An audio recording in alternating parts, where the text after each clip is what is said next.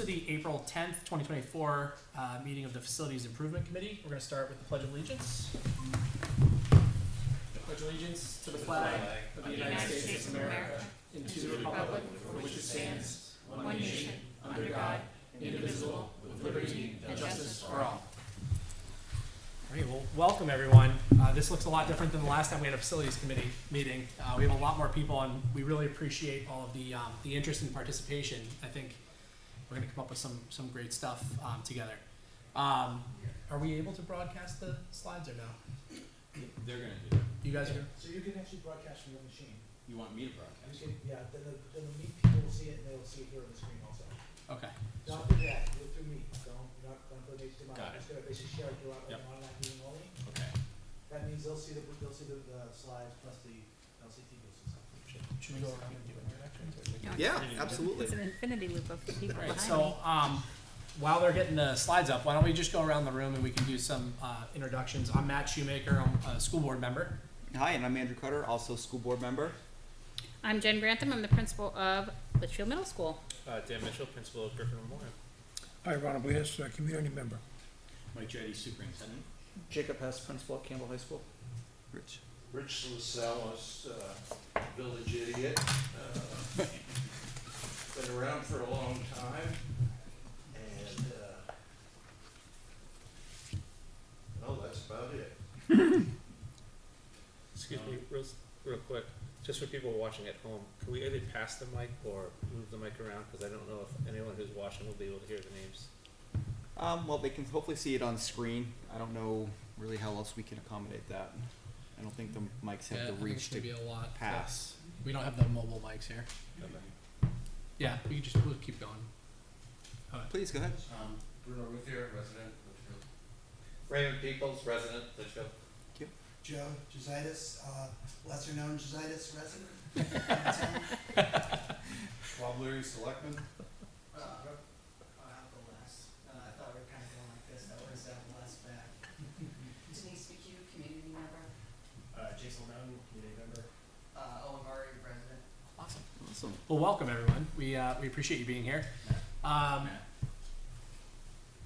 Perfect. We now have the slides. Oh, we have guests. And we have guests online. Oh, too, I'm so- sorry. Yeah, I don't know if you're able to introduce yourselves, if you could turn on your mics and do that. I don't know if there's an orderly way of doing that, but it looks like there's. Mr. Lassard. Yep. I'm Joe Lassard. I've lived in Litchfield for the last 12 years. Yeah. Happy to help where Yeah. I can. TV. Oh yeah. Got it. Sorry, the TV volume's down, so we'll be able to hear you in a minute. There we go. All right. Can you hear me now? Yeah, so we can hear you. Perfect. And I'm Joe Lassard. I've lived in Litchfield for 12 years now, and happy to join this committee and help. Awesome. Thank you. Amy. I'm Amy Shivels. I'm a new resident to Litchfield, and just looking and happy to be involved. Awesome. Welcome. I don't know what the other phone number is. If that's a number, or if that's. Yeah, there's somebody on the phone.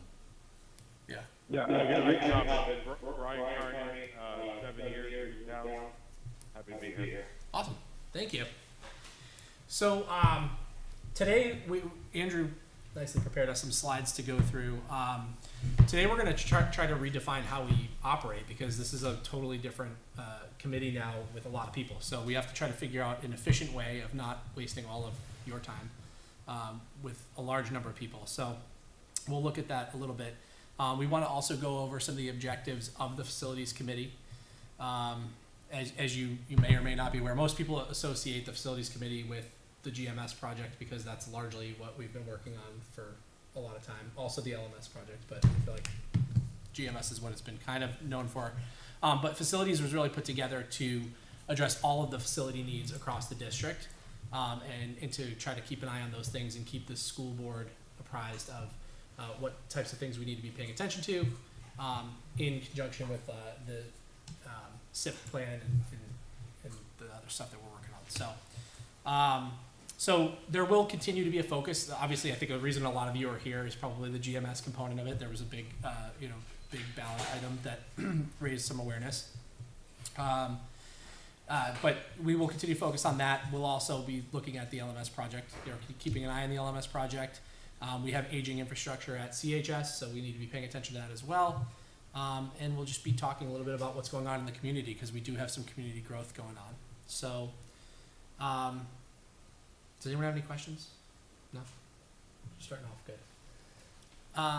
So, did you want to go over school enrollment, or do you want to go over Yeah, school enrollment? I'm happy to, right? And so one of the things for the Facilities Improvement Committee that we want to be mindful of is the impact of new growth in the community on our facilities, right? I think the reality is we don't have a true firm understanding of potential impact of the approximate 170 units going on Route 102, as well as about 60 units here, 3-bed units at now Corning Farms, the old horse farm on Charles Bancroft, as well as 28 new homes going on Talarico Street, which is off of Pearson. All those are approved. All those are coming our way. We don't know the impact quite yet of what that will mean to our facilities and our schools, most notably when we think about Griffin Memorial School. And if you flip to the next slide, Matt, or Mike, if you don't mind, please. All right, this might be a bit of an eye chart for those in the room, but it really showcases, number one, that we do have declining enrollment in our schools. We've been talking about that for years, and it's certainly highlighted here. One of the things to note is currently right now in our 3 buildings, we have 1,179 students. And notably, this is the last year at Campbell High School where we have a triple-digit class, right? So currently at Campbell High School, grade 12, there's 115 students. Next year, there will be 94 with an incoming 8th grade into 9th grade class of somewhere in the mid to high 80s is what we're anticipating, right? And so going from 115 students and essentially having 20, 25 kids less next year in that building creates space and capacity as we think about facilities in Campbell High School. That's the intention for highlighting that. We do have projections, although I think, correct me if I'm wrong, Superintendent, I think the projections were prepared a few years ago at this point. So actually, the enrollment projections are produced every year in October. Every year. So this chart was updated October 1st, and it'll be updated again next October 1st. Gotcha. So for 24-25 for next year, we are projecting 1,147 students, and then right around the high 1,130s to 1,140s for the next few years thereafter. At Griffin Memorial School, you'll note that we currently have 405 students in Griffin. That's K through 4. If we consider pre-K through 4 and truly all students that go to Griffin Memorial School, we're at 450 students. And so when we think about the impact of new communities and new developments being built in town, I think about number one is what's going to be the impact to Griffin, because it's from a capacity perspective, it's already bursting at the seams from a space-wise perspective, right? We have portables out front. We need to think about those kids. We need to think about, if we have a high spike in volume of kids at Griffin, what does that mean to our facilities? At Campbell, we'll have capacity, right, because of declining enrollment. And at LMS, we're going to have, I think, some capacity, but not much. We're on a fine line depending on what the class numbers are. So our class sizes, our grade level sizes are ranging between 77 next year up to our high is 96. Gotcha. And so that's why we wanted to start and kind of level set with everyone today on some of the things that are top of mind for us on the school board itself, as well as how we think about the facilities and what we're tasked with for the next year or so. Thank you. Does anyone have any questions about enrollment stuff since we're on that right now? Figured there had been some in the past, so figured give everyone an opportunity. I actually have a few questions. What is the capacity of Campbell as far as students? What was the design for? Does anybody know? 600. Go ahead, Rich. 600? The core was built for 600. So in other words, cafeteria, auditorium, etc. But I believe the design for classrooms was under that. Rich, the committee decided not to design for the full 600. They wanted to make sure that if they hit 600, the core facility could accommodate it. But I think the classrooms are 500. Yeah, we did a build-out study for Campbell, and the build-out study said that if if Litchfield were to be built out without any change in zoning, we could have as many as 13,000 residents. We built the core of Campbell to satisfy that need, so that we could add on classrooms if we needed to. I think we topped out somewhere around 500. But we, like I said, we said with 13,000 residents, we could have 600 students at Campbell. So that's what we built the core for. And classroom size now would accommodate 500? That's what I understand then? Yeah, at least. The largest Campbell got was 550, in looking at old enrollment studies, so we had 550 students in there, and they were able to accommodate that with the existing number of classrooms. I do think it involved, there were originally like 2 faculty rooms that got condensed down, so there were accommodations that were made, Ron, to make it work.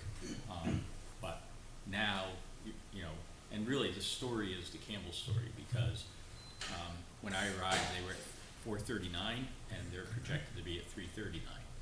Versus Griffin, when I arrived, it was at 421, and they're predicted in 4 years to be at 418. So there's been substantially no change at Griffin. Campbell has had the declining numbers, as was pointed out by the triple-digit classes graduating. Okay, thank you.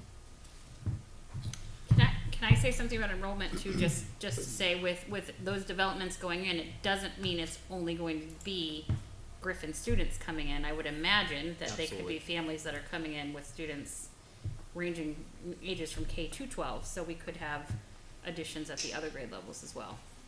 Absolutely.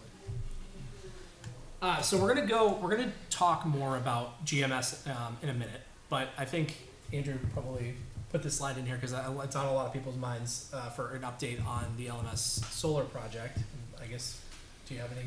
Yeah, so I'll give the committee an update that you can see here. That is the racking system that is now installed on the roof. Those pictures are at least a week old because I presented them at the last board meeting. They were doing quite a bit on the roof today because it sounds like the Nutcracker Ballet once again inside. So that means that they are, what's missing on that racking system is the ballast. So that is putting cinder blocks into the rack to weight it down. And if you're hearing the Nutcracker Ballet, I bet it's tied to weight and cinder blocks. So that's probably what they were getting done. And then the next step is to install the actual panels. So those will be coming. They were also running conduit that ties all of that together, and then it has to go over to combiner boxes. And so that's the work that's being done currently. Awesome. And I think we went through a more in-depth timeline at our last school board meeting. So if anyone wants to go back and take a listen to that, they can. So going back to GMS, I think the most important thing that we want to do is we want to go through some of what we've done already, because we certainly have the benefit of having done some work. So I think it would be probably helpful for us to kind of talk through some of the options in the path that we've taken to get here. And then that way we can draw upon this committee to either re-examine some of those options or figure everything out. One of the things that we're going to have to make sure that we are cognizant of is, we can go through, we have some work that we've done that's been paid for by consultants. We want to make sure we're being smart about what we ask them to do moving forward, just because there is a cost every time we ask them to do something. So that's part of the hope, is by giving everyone background and presenting some information and pointing you towards some of the data that we've already acquired. It'll hopefully help guide this committee to be able to make some more recommendations that we can possibly have to spend some more money on, but would make sense. So back in 2022, there was a feasibility study done.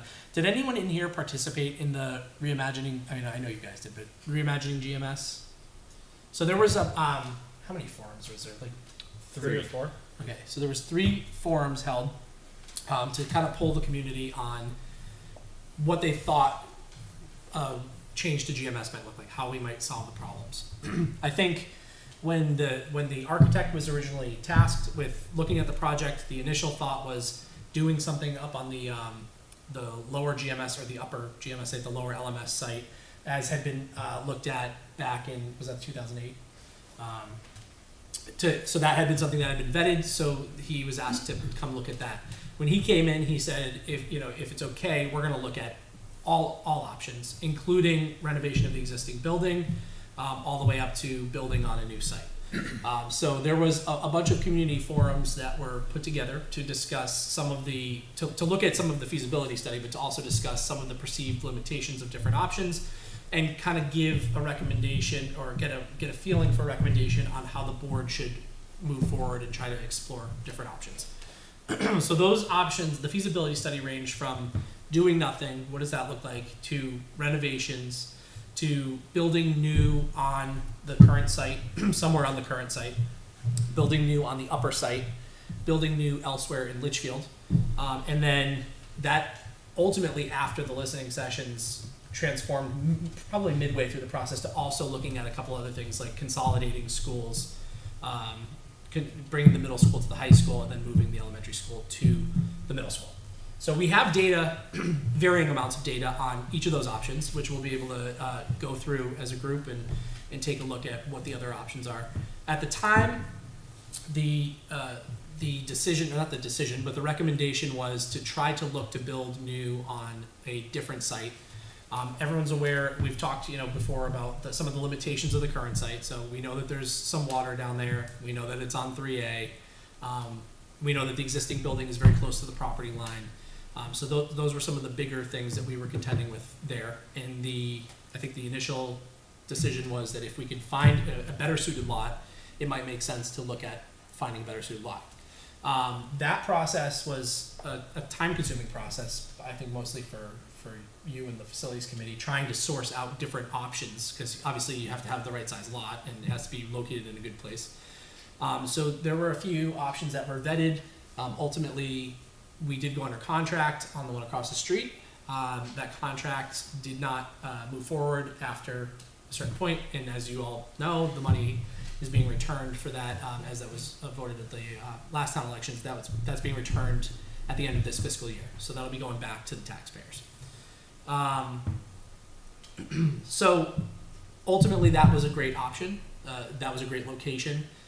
When that option fell apart, we as a committee had to take a look at what the other options were and what we thought we could do.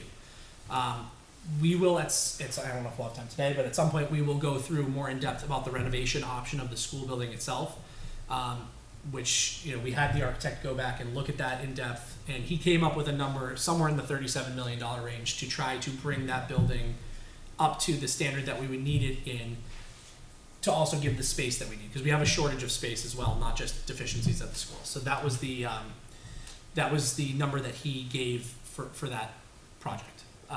And so when we walked the site with him again, and we paid particular attention to the baseball field in the back, which is what was presented on the warrant article. The discussion at that point, obviously there were site issues that were identified. So water, we drilled really hard into that with him, and they said that between using proper drainage, using proper pitching, that they could address the water issues with a new building. They're actually working on projects right now that have similar issues, I think in Manchester, that they were doing that. So they felt confident that they could do that. And then also by putting the school further back, we alleviated the proximity to the boundary line, also proximity to 3A. So that seemed like a good option. Also, having looked at other land options, there really isn't a lot of land in town that I think that people would be willing to part with right now, right? We have a lot of farms, but we're not trying to put the school on an active farm. So there wasn't a lot of land options. So the idea was, okay, let's really reevaluate the current site, and that's how we came up with what was proposed at the last town vote. So that obviously did not pass, and so we are going to work together now to try to figure out what a good alternative would be. Do you have anything you want to add? No, so thank you again for your interest, right? I think what we're looking to do is just have open dialogue and discussion amongst everyone who expressed interest, and there were 16 members of our community that did express interest, and try and figure out what the right path forward is. Perhaps we think about setting up focus groups as a committee, not for today, but something to think about as we strategize, because there are so many people now that are interested in this. Maybe we have a group focused on plan 1, maybe another group focused on plan 2. That way we can put it together collectively and then make recommendations as a committee back up to the school board, right? That's the goal and how at least I'm thinking about it. I think it's important to also take a moment to pause and just kind of get everyone's thoughts on why Article 1 didn't pass and where there might be opportunity as we think about the next year to focus on and what might pass the town, right? I think that's really what we're thinking about as a committee. Yeah, and so I think one thing that's important to note is sometimes people ask, okay, well, you know, what's the rush? Why do you have to get this done? Like, the kids are there, they're doing fine, everyone's fine, everything's good. There's a lot of stuff that needs to be done to the school that, you know, if we end up with like the heating system going down, for example, we could be talking very, very large amounts of money being dumped in, and ultimately we want to make sure that if we're going to dump that money in, that it ties into the long-term plan, so that way it's, you know, we're not spending taxpayer money on something that's a Band-Aid fix. If we can avoid it, right? We may not be able to. If it goes tomorrow, or well, it's getting warmer, but if it were to go a month ago, we would have had to fix it regardless. And so that's part of the analysis that we need to play into. And then the other part of the analysis that we're going to dive into, you know, possibly if we have to have Kyle come back, he could talk more about certain aspects of the project where if we do certain things to the building, we have to then do a lot of other things to bring certain things up to code. So like adding another, you know, any more square footage at all, just as an example, we would need to bring in sprinkler systems, so throughout the whole building. So that's a big thing that we would potentially have to do. So there's certain things that we'll kind of work together to discuss, and yeah. So Mr. Blanus, like, you know, not to put you on the spot, but to put you on the spot, if I may, right? You're at the table. I mean, what are your thoughts on Article 1 and where do we go?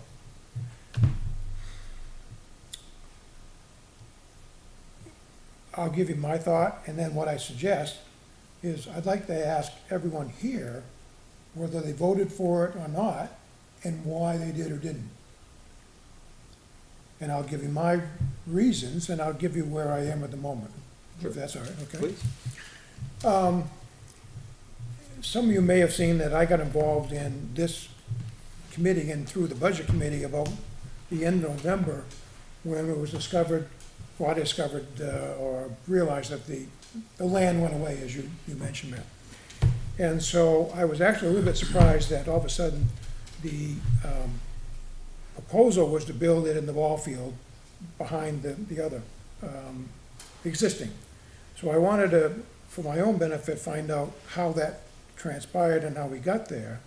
And so there was a feasibility study which I delved into and looked at that. And I had some questions. And long story short,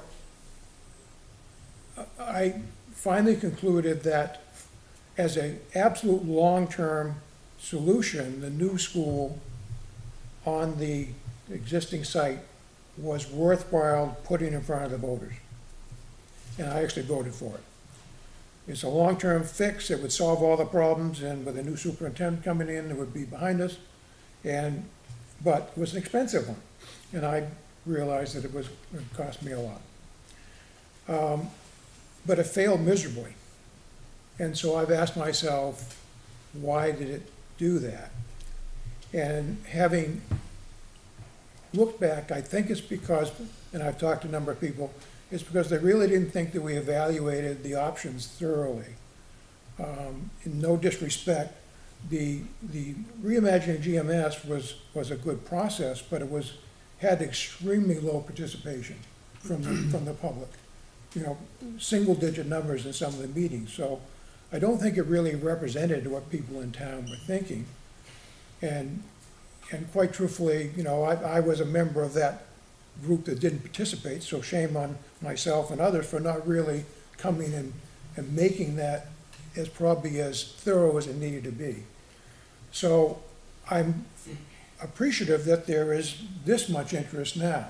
So I give it a lot of hopefulness that we will find the right solution.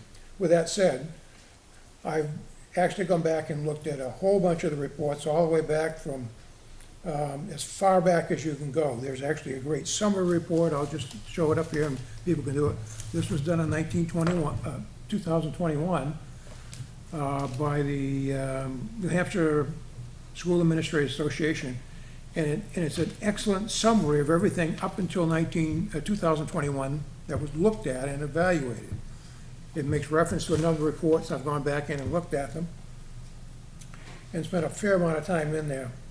And my conclusion is some of the things in GMS are actually fixable that maybe have been not looked at with enough detail.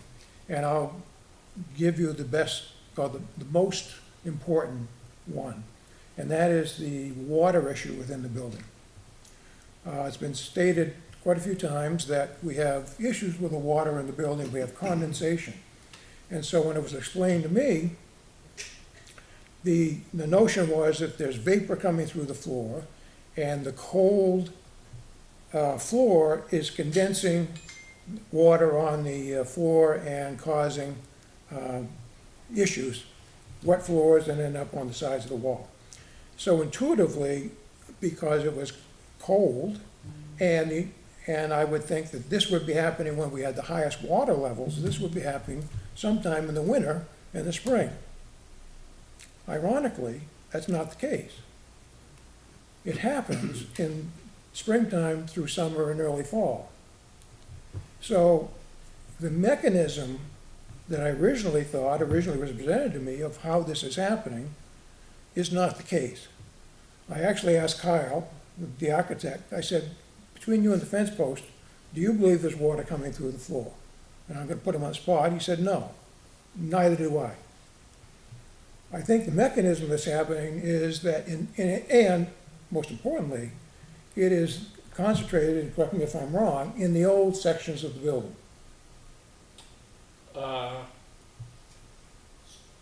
Primarily. Well, the fifties section, There, Yep. not the thirties, There- the thirties. No, the 30 is out of the, without getting too much into detail, I don't want to. We have two different water issues because we have a humidity issue in one, Yep. and we have a condensation issue in another. The condensation issue is in the 63, the 1958, 1963. right. And that's where the humidifiers are used primarily. Humidifiers are used primarily throughout the whole building, including to get the air vapor out of the 1973 and 78 Correct. section. So, long story short, with the fact that this is happening during the spring, summer, and fall, when the water table is far lower than it is this time of year, I believe the mechanism is simply that the moist air of the springtime is getting into the building during the day, and the ventilation system is not clearing it out and not dehumidifying it when it starts to cool in the evening. And so there's condensation.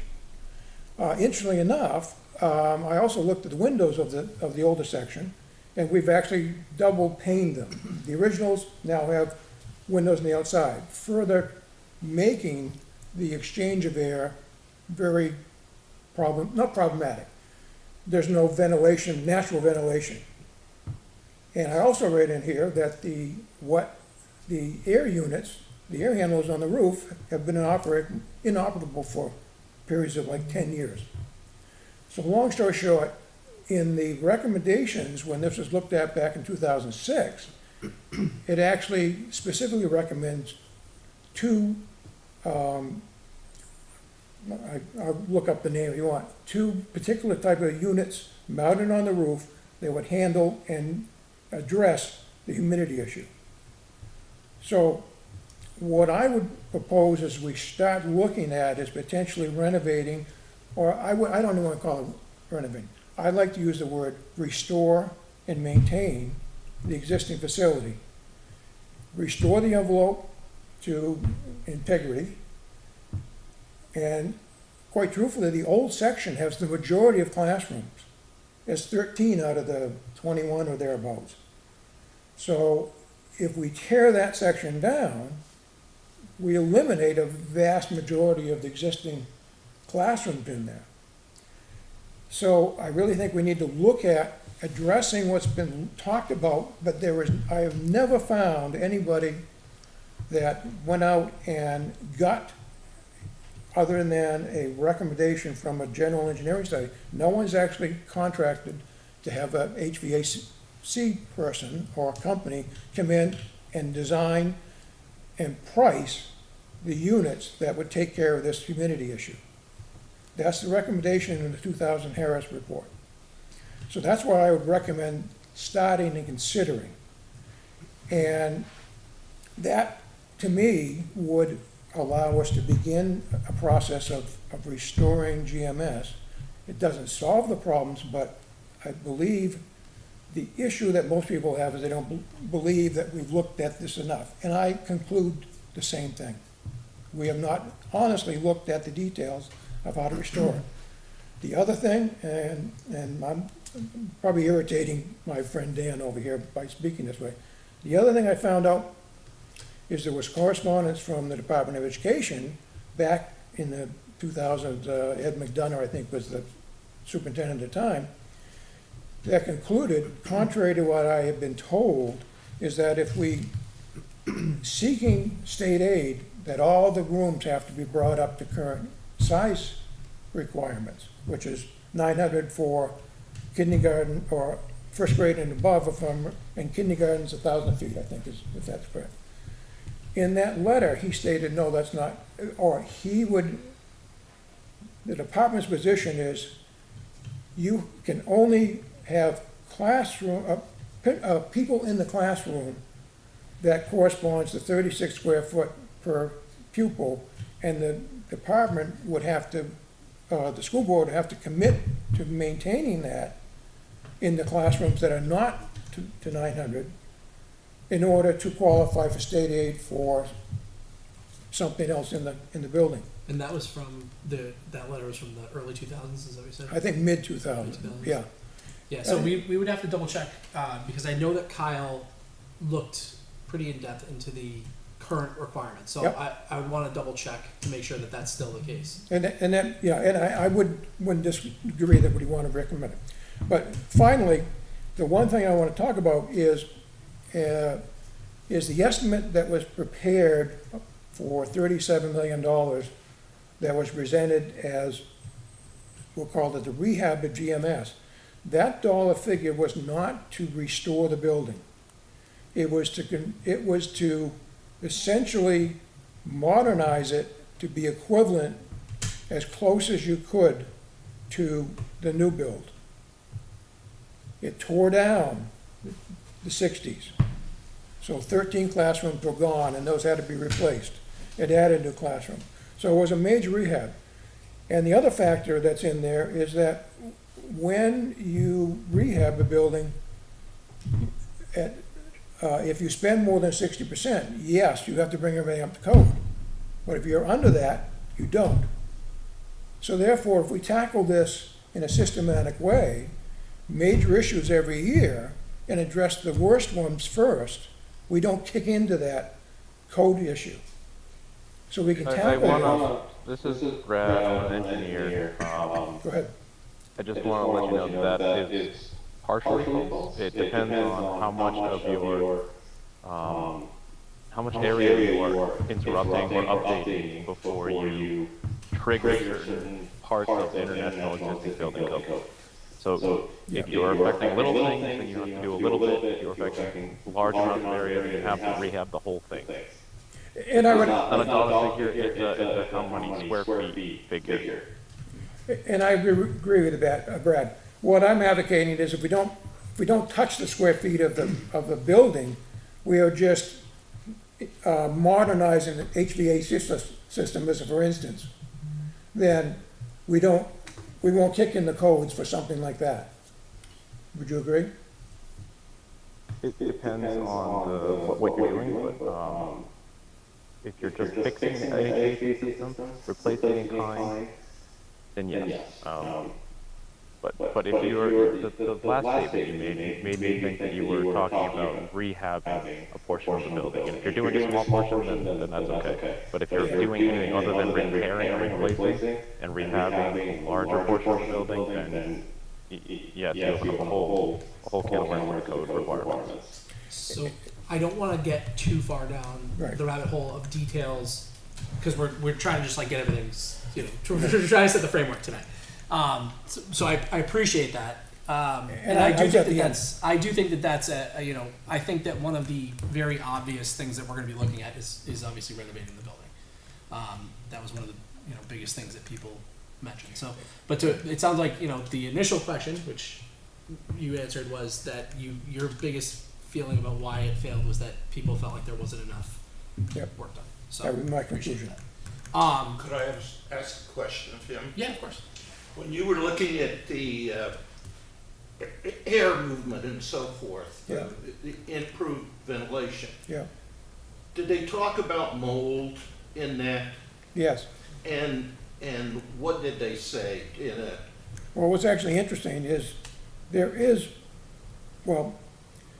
air quality reports, we do it every year. Yeah, The air quality reports come back clean. There's no mold any more than there is in the outside conditions. okay. The last one I read was in the last couple of years. Thank you. What's interesting, and I give full credit, is noted in there that the building is bleached, I think, twice a year. And that's to the credit of the maintenance staff. My unscientific, the mold issues that we experience at GMS have less to do with mold quality, but more about materials on the interior.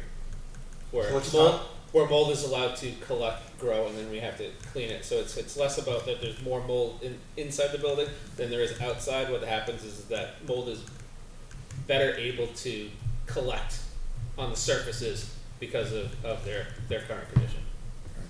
So that would be how I define the mold issue at GMS. I mean, so I'd like to go around and get more thoughts, right? I mean, Rich, maybe we can start with you in the room.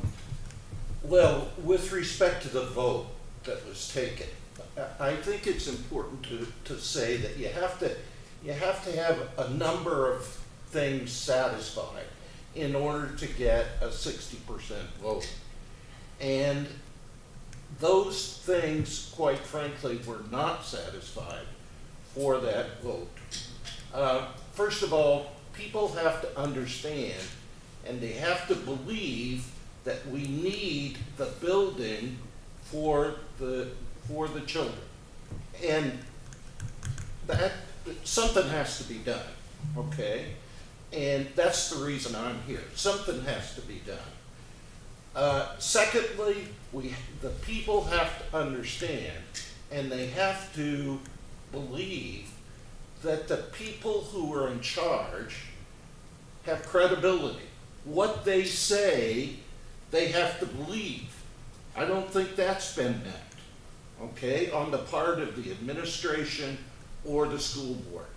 That part of it hasn't been met. I see that Mrs. Wade was on Yes. the call, okay? The other thing is that this committee, okay?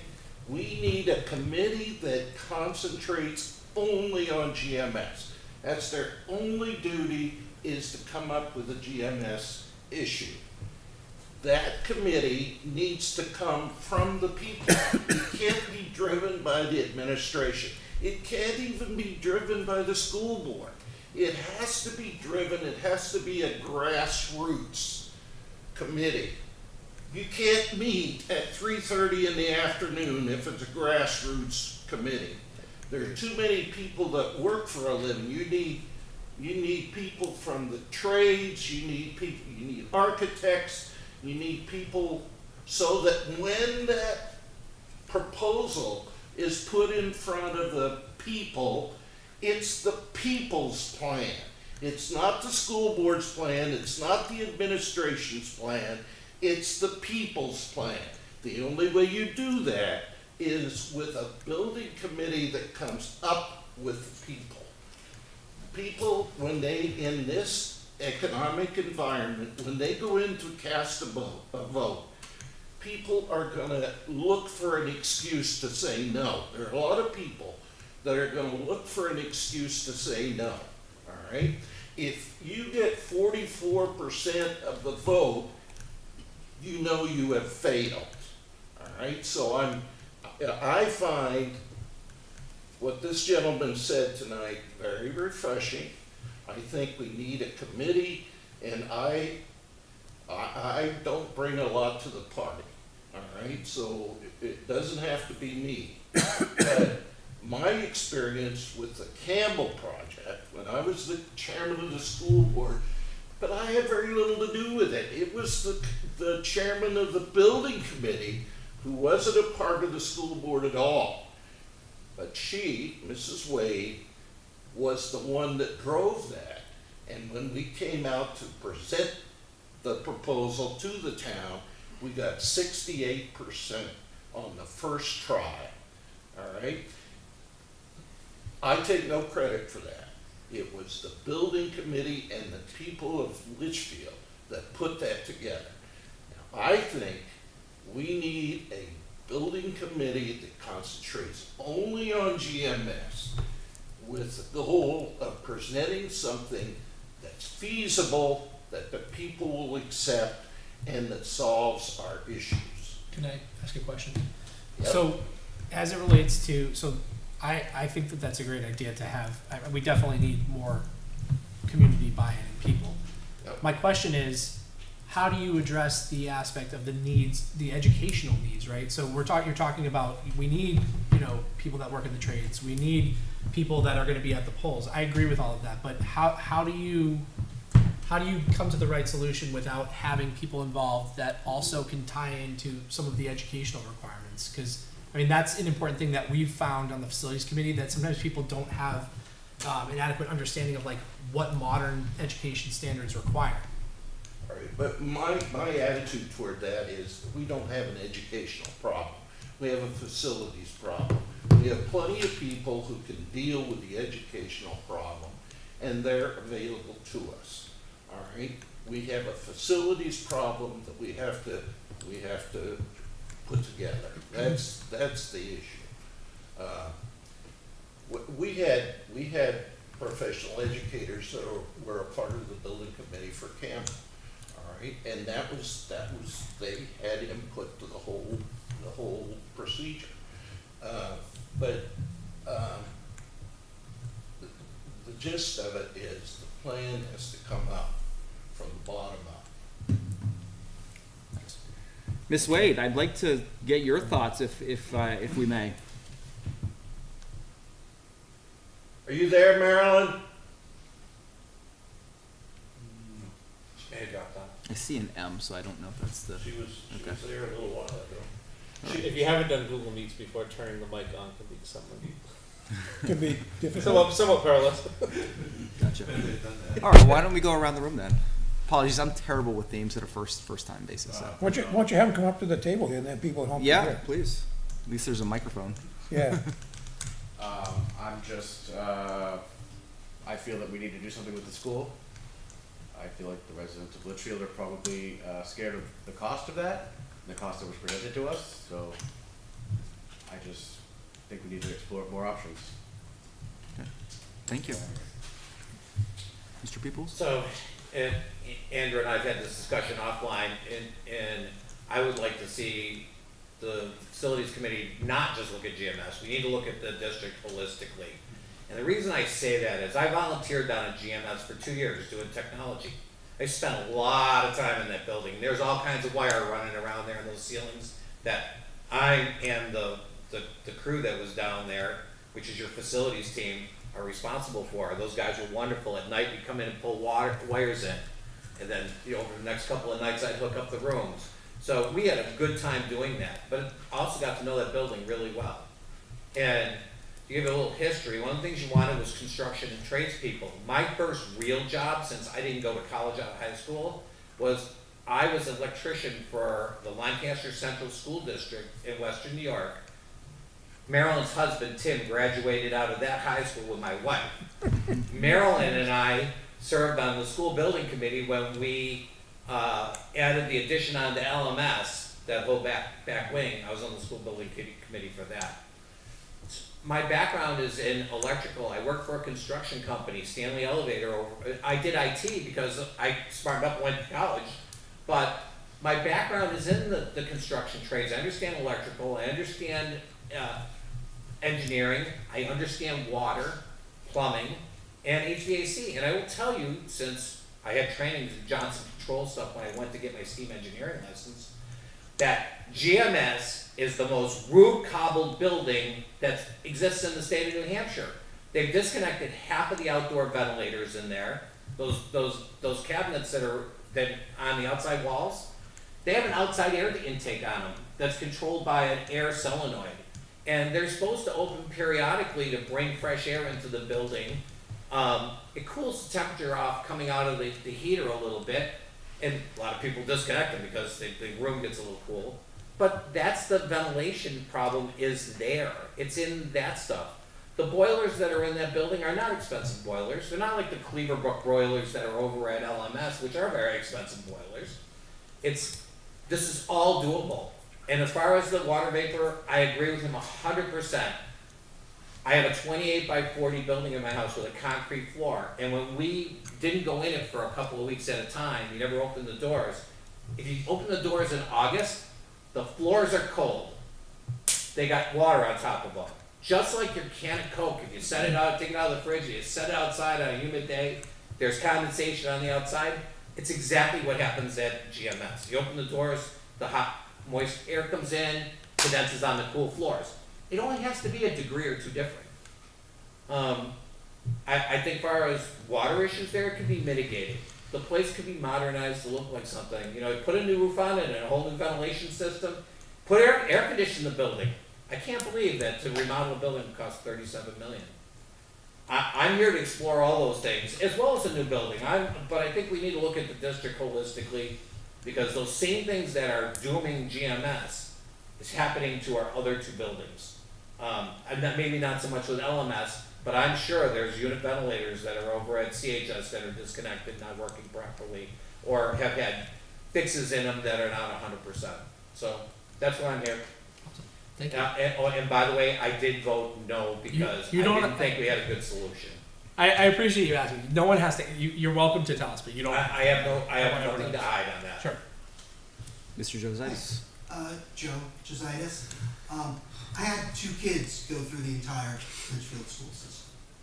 I volunteered a lot, went on field trips, went on band trips, worked with the folks in the various departments.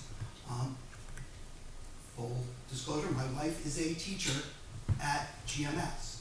So I have a pretty inside baseball understanding from a person that I respect, who is very smart, who tells me about on-the-ground conditions. I voted for the new school. I paid attention throughout the reimagining GMS process and saw that there was a lot of work done on various projects. It wasn't, for whatever reason, presented to the town and the people well.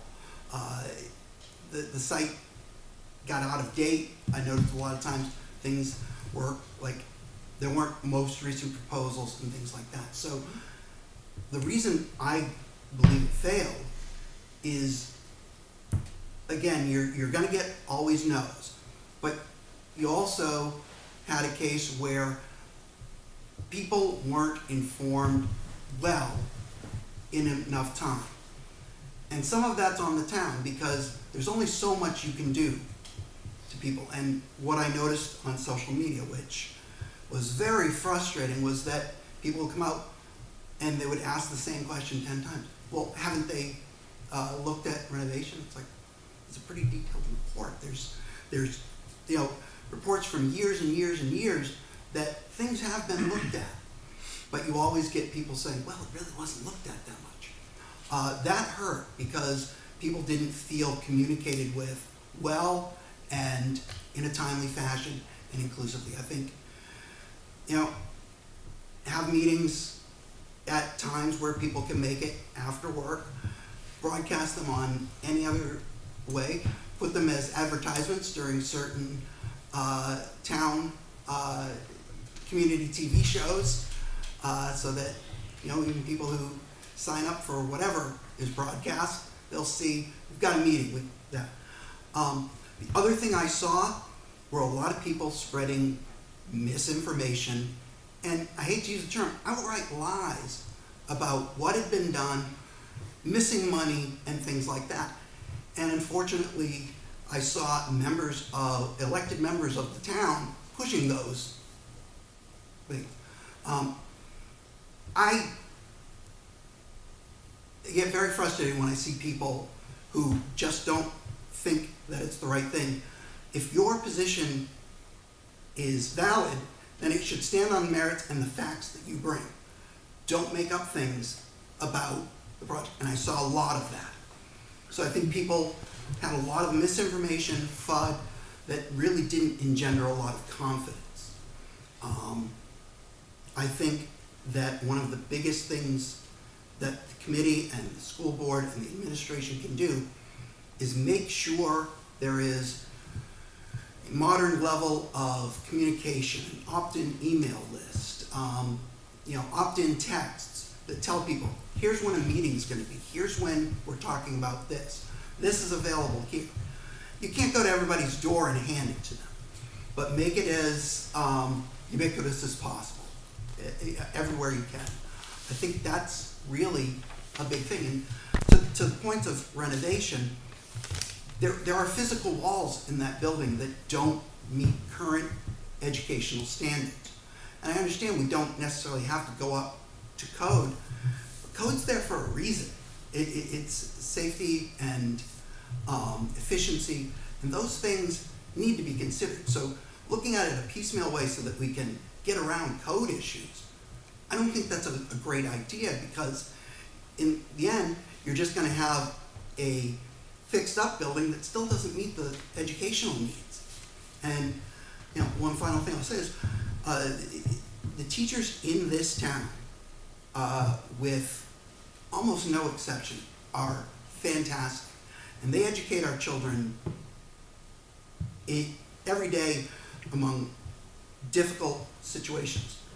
I think we need to give them enough of a voice that they're in the schools. They can see what's lacking for them to effectively help the kids. I think, there need to be members of the faculty and staff involved in this, as well as the administration, so that we know what they need.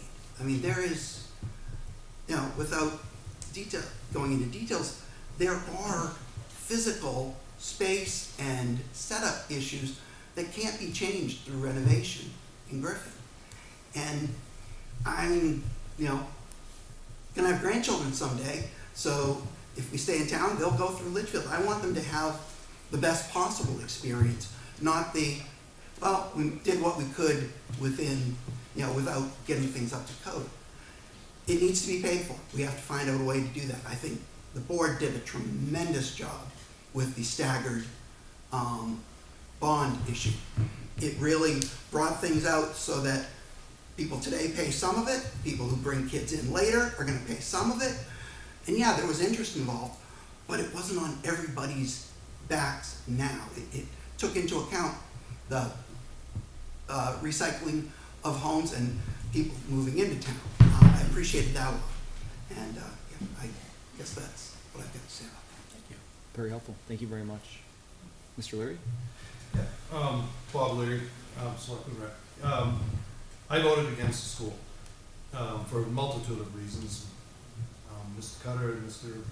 Shoemaker and myself attended a 55 community where we had a good discussion. It was a great discussion on pros and cons and this and that and everything else with it. I'm a proponent of a renovation issue, and I love what Mr. Oblina says, because it aligns with what I've been saying all along. And I mentioned this to Mr. Mitchell the night of the election, I think you were the first one I spoke to afterwards, that you take the most critical issues that are at GMS right now, and you address them one by one, small chunks that taxpayers can swallow. Okay? The new school, I think, failed for a multitude of reasons. Mostly, there was too many what-ifs. There was, we're expecting this, but, if we get this, or we might get that, or if we do our job, we might get this at the end, and you're asking taxpayers to swallow over $50 million. You can't have what-ifs. Every I's gotta be dotted, every T has to be crossed. There's a lot of people that were looking at the LMS project and relating it to Griffin and saying, here we go again, right? And we all know how LMS has turned out, okay? The cost was big. Personally, I think it was rushed. I mentioned this to Mr. Cutter one time because it was like they were jumping from site to site to site and then finally settled on a field that was arguably underwater a lot. And there's a big trust factor, and you guys know this, we've had many discussions about it, and I commend you because I think you've taken steps in the right direction. You can't spend this kind of money if you don't have trust in those running it. I think going forward, I think we need to scrap the whole team that was doing this. And I'm going right through the administration, the architects, the builder, everybody. You need a whole new group to start with. You can't grab the same people that have run another project and go through the same thing again.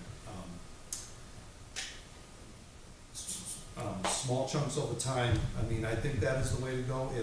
If water's the number one thing, there are things you can do with that. And I do believe, the only area I really disagree with Mr. Oblenis is that I do believe there is water coming up from the ground. That's always been wet. There's a swale to the south of that building that used to be cleared out when I went to school there. And you could actually see water running down. We'd go across 3A into a retention pond. That has not happened in years. The swale has gotten grown in. They did some cutting there, but unless you go down and get right below the root levels of all the stuff that's growing, it's not going to allow the water to flow. Okay. I think if that's your number one issue, maybe you go with that. I had said that, and I go back to the CHS piece and the work that these guys did, and you cut yourself way short. You were very instrumental in that because people in this town know you, they like you, they trust you. They always have. He got good people on his team. This woman that sits right on this wall right here. One of the ways that she got myself and my family involved was she said, we're gonna build Campbell, we'll have a brand new school for our high school kids, we'll have a middle school that's only 20 years old, that is still fairly new, and we have a plan going forward to take the money from the bond and put it into GMS, and we'll have a school under renovation. That should have happened over 10 years ago. Okay. That would be approximately $5 million already put into that school. Okay. It could, the school board at the time, in 2014-15, said, no, we're not going to do that because we want a new school. These are all things that pile up, and I think the cumulative result of everything came out at the vote. I mean, when you need 60% for, and you almost got 60% against, I don't think that you can have, anybody can reasonably talk about a new school at this point. I think the other options have to go on the table.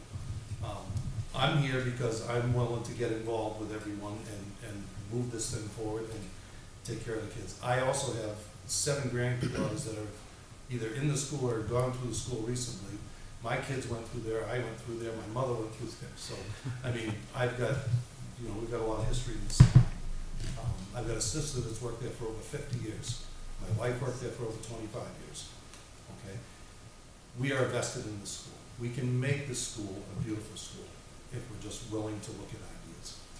Thank you. If I could just butt in for a minute. Robert brought up Pat Jewett. Pat Jewett was a part of the building committee. Pat Jewett was the biggest penny pincher you've ever known in the world. Amen. She had a nose that could smell Taj Mahal.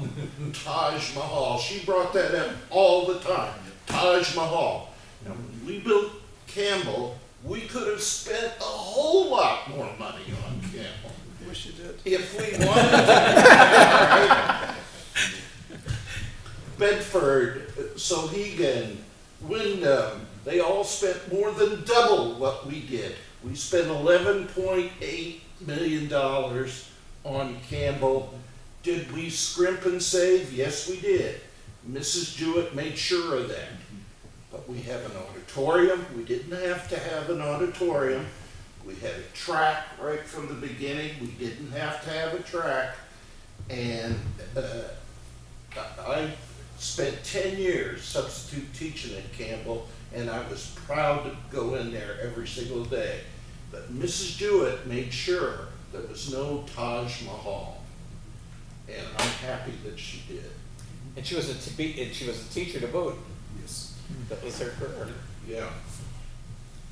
She was the one that wanted to take cans from the dump and take them down to Massachusetts and get 5 cents a piece for them. That's true. Ms. McHugh? I'm Denise. I voted yes for the school as I did last time. I'm not an architect, I'm not in the trades, I'm not a teacher, but I've been in town for 28 years. My 35-year-old stepdaughter went through Griffin, my 2 kids went through Griffin. It was old back then.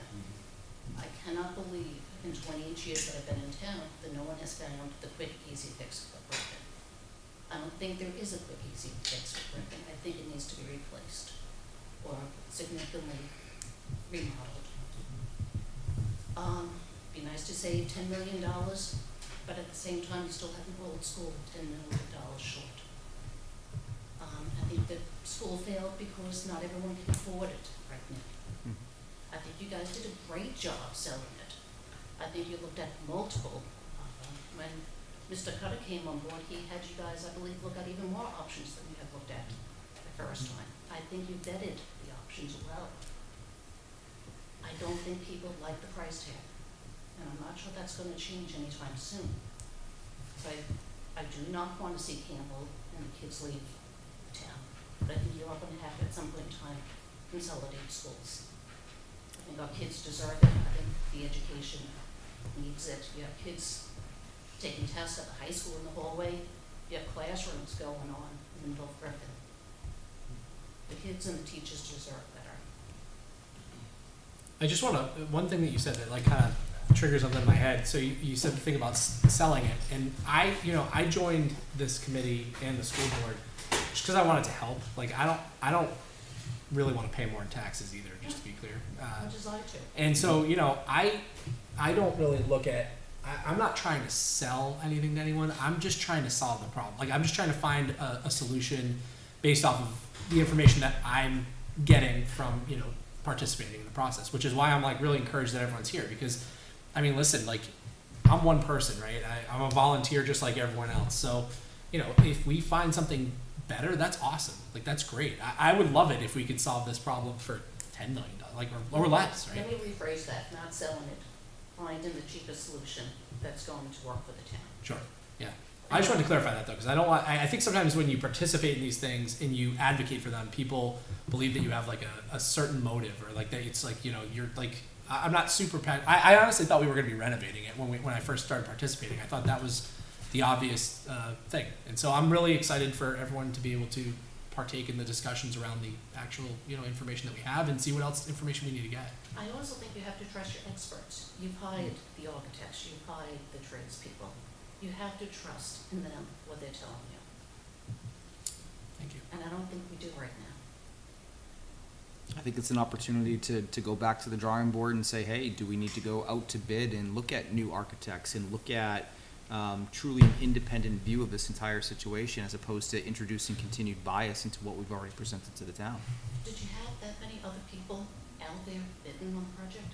I think it's been, I'll let you respond to Yeah, that. can you clarify the bidding process and also, because Kyle's not Yeah, working so on all actually, this, what I'm just thinking, and Andrew, I just have to react to continued bias, because I think we had a team that was actually very open-minded and looking at a lot of options. So I think we have to be careful about, comments that sort of put that process down.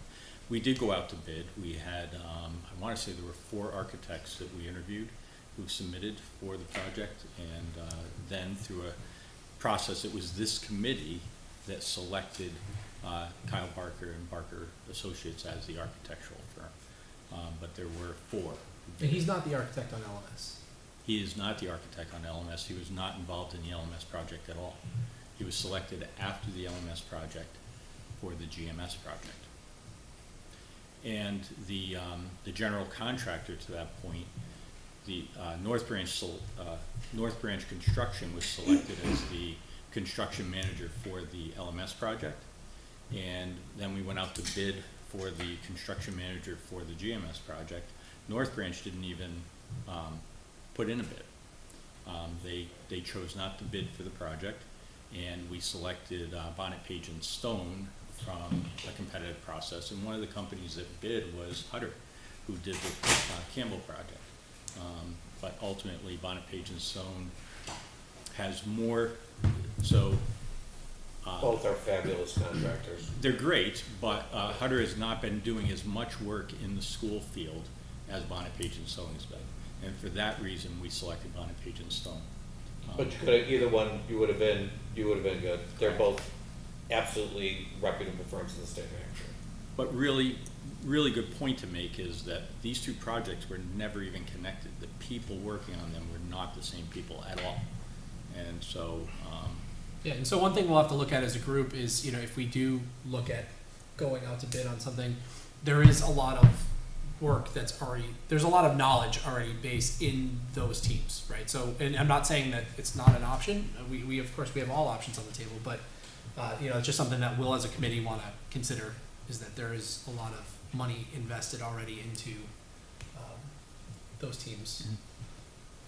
One point, going back to, I think, what Bob said, is we need to make a decision what we want services to provide for us. Remember that Barker was hired to design a new school. That's right. So that's not the case necessarily going forward, so to continue with them. Well, so he was initially hired to evaluate our needs at the school and to help us decide whether to renovate the school, those 5 different options.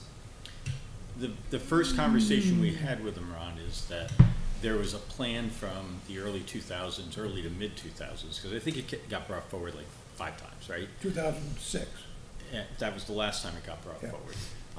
And that plan was to build a new school on the upper site by LMS. Correct. So we said, we have this, but he came in and said, you shouldn't start with that as what you want to do. You should allow us to evaluate the entire project. So that's why, the 5 options, and then we added, I think we ended up with 9 options by the time we were done, vetting everything out. But, initially we said to Kyle, and what we have is a 2D schematic drawing of a plan. I think Dan has it in his office.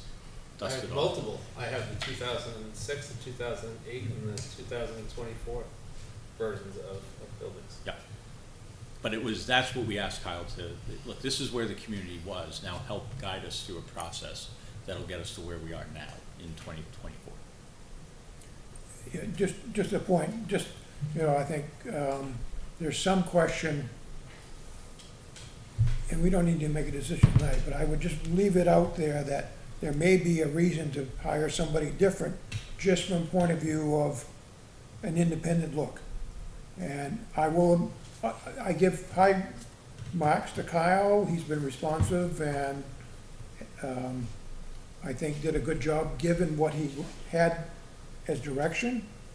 I think the simple answer for most people is that they want to see a fresh look at it. So yeah, I think one thing that we can look at before we make a choice as a committee is I would like to go much farther into depth on what work was done so that people can figure out and see. And absolutely, I mean, if that ends up being the direction of the committee, then yeah. Maybe we can just finish with that. Jason. Hi, Jason.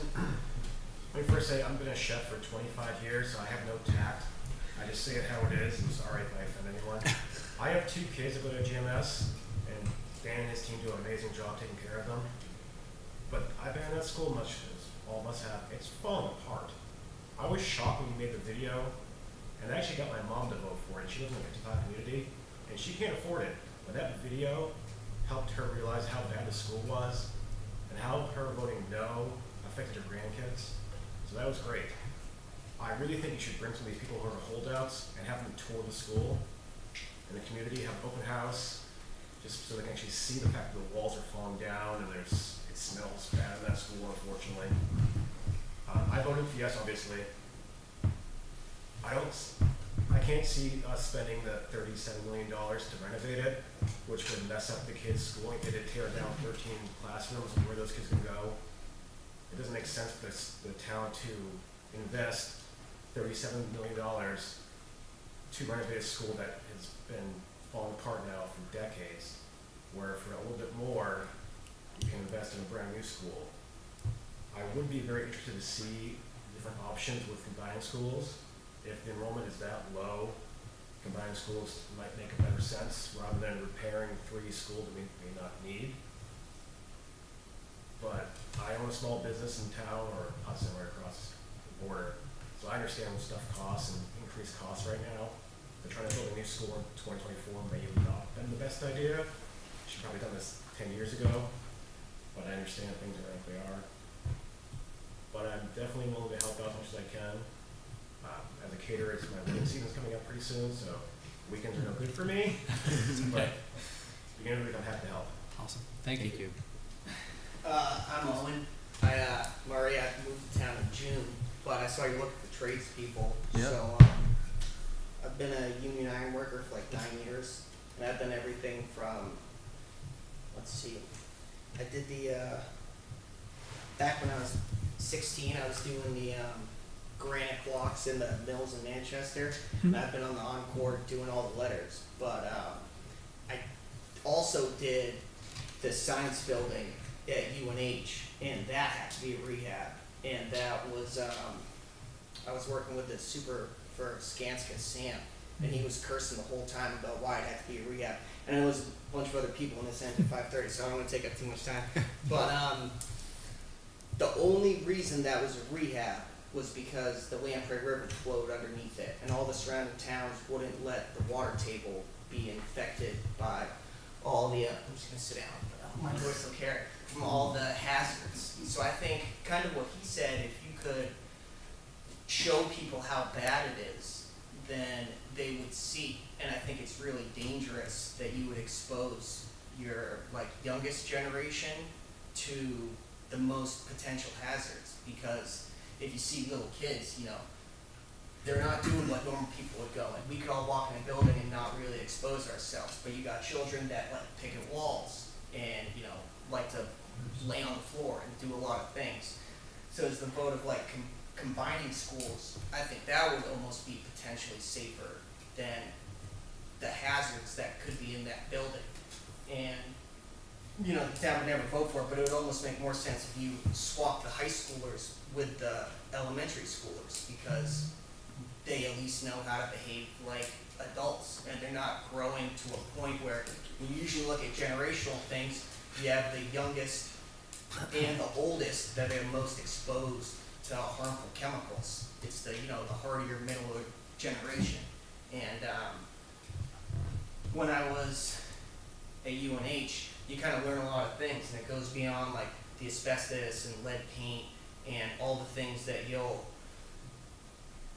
create as hazards. And I know asbestos stays in the air for 24 hours, so it's not really something you could work on and then have the children come back in if you were doing it on the weekends. The job would never get done over the summer, and then you would wrongfully uproot all those children while you were trying to renovate the building. And I know people are talking about buying limos and sending them to other towns, but I don't think that's a great idea to do with your youngest generation. I know my dad said that schools sometimes take 3 votes. I went to Chester Academy. I used to live in Medford, but I moved to Chester. But that took 3 votes. And I went there for 8 years, and then I went to Pinkerton. And I thought that was a great thing. And I know you guys talk about all these small town things, and I graduated 1,000 people in that class. But I didn't go to Pinkerton and then come home to Chester to finish my education. So I think it's wrong that you would want to send the youngest kids out of town, or just, you got to think about who's displace them. And I think it's really just hard for a lot of people that don't have young children to just look the other way and have them deal with it. Other than, bringing them into town, or have you do JHA, which is job hazard analysis. You look in the PCBs of all the windows caulking that they used in the 20s, that leaches out 3 feet. So if you look at a school in the windows, you got a window and then you got 3 feet, and then sometimes you have the other window. So now you're taking out that 3 feet. And there's nothing left structurally, integrity-wise, by the time you rip all that out. And I saw that all firsthand at UNH at the science buildings. And there was nothing left to the columns that were there.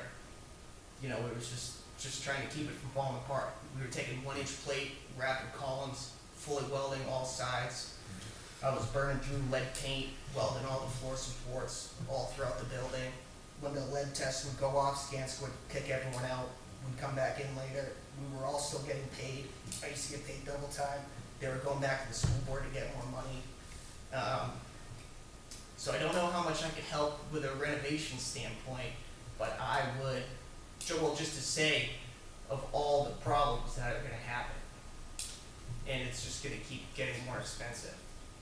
Well, thank you for joining us, and we appreciate all the different viewpoints. Does anyone on the Google Meet want to chime in with anything that they want to add? Yeah, so my name is Brian Carney. I have 3 kids in the system that are coming up to GMS. But I'm decided to work with everyone. Respect the history now, but I'm looking forward to talking about 2025, 2026, 2027, and really how we can work together to find a solution. Awesome, thank you. Anyone else? Yeah, I'll go ahead. One of the big things for me is like I think the town folks, like typical anybody, right? You don't look to replace your heat system 10 years early, right? So people aren't looking ahead, they look at what they can afford to. And so we put in front of them the remodel in the school, the consolidation. You have to look at framework that isn't going over. I think someone mentioned, like, not to talk about, but like, how can we do this as cost effective as possible? And maybe we don't get all the bells and whistles that we want. We don't get the solar panels or other things like that, but we do it at least to get built, right? Like the focus now should be to get a serviceable building for the students. And maybe we go later on to get the extra, the top of the pump systems or the solar panels and things like that. But whatever we can do to keep it at a reasonable cost, because I really think that's why it failed, is that cost, when it spiked like $2 per thousand, whatever it was, really made it difficult for people to say yes to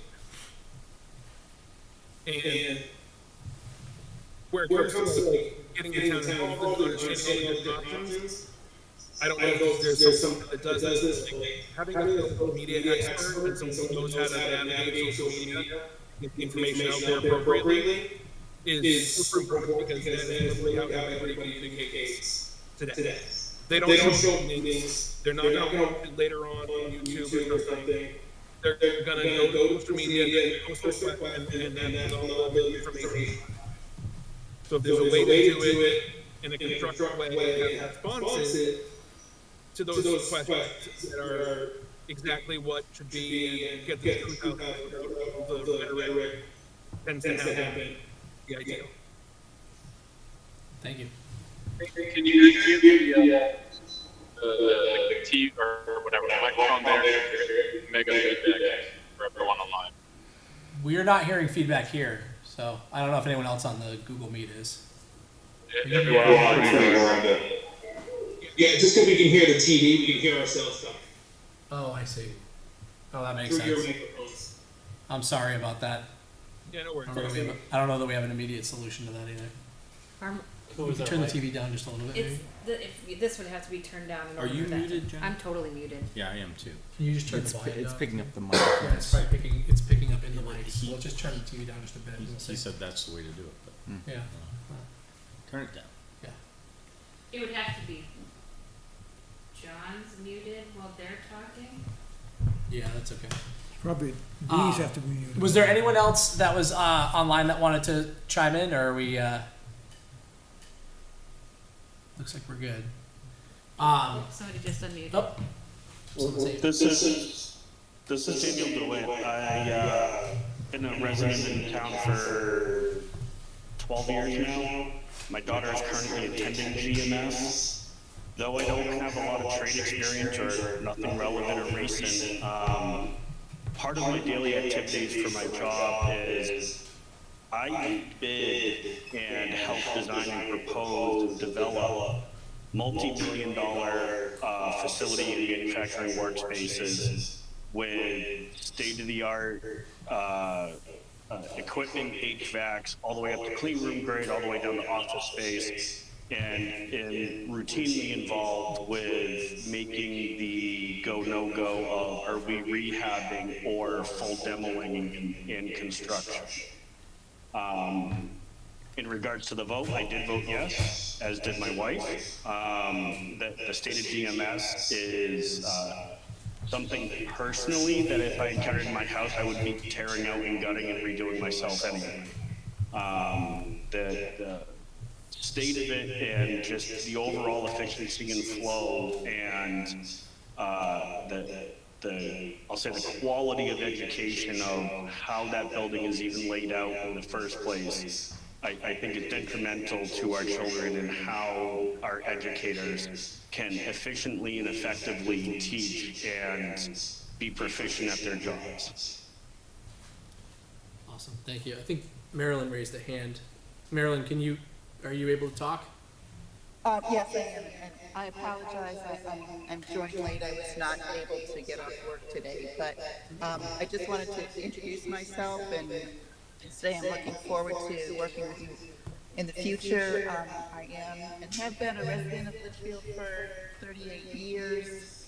I am a civil and environmental engineer. I clean up hazardous waste sites for a living, so quite familiar with contracting and everything. But I think more to the point, I was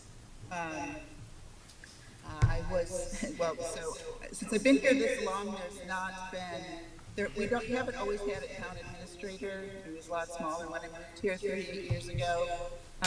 So the solid waste facility was run by volunteers, and I wrote the grant and got the recycling building built for that. Then I went to the building committee for the middle school and chaired that, and did the 9 classroom addition that changed the middle school from being C-shaped to being O-shaped, and then went from that to chairing the building committee for Campbell High School. So I've done a lot of this kind of stuff already. I don't pretend that history always repeats itself, and my experiences may not in all instances be relevant to moving forward. But I have been through this quite a bit. Rich LaSalle and I did, and a whole bunch of other people did a whole lot of work similar to what you have been experiencing over the past years. So I spent 8 years chairing first the middle school and then the high school building committees. So that's what I bring to the table, and I'm looking forward to participating. Thank you very much. Was there anyone else online? All right, I'm going to say maybe not for the moment. Just address a point. Yeah. Yeah. So, and Mr. LaSalle, you made this point earlier about grassroots, right? And how it has to be a grassroots effort. Geez, I guess I'm hopeful that with 16 responses and 16 people at the table today, at the room, that we can work together, and it is that start of that grassroots campaign. This is the more excitement and more energy about this now than there has been in the past several years, right?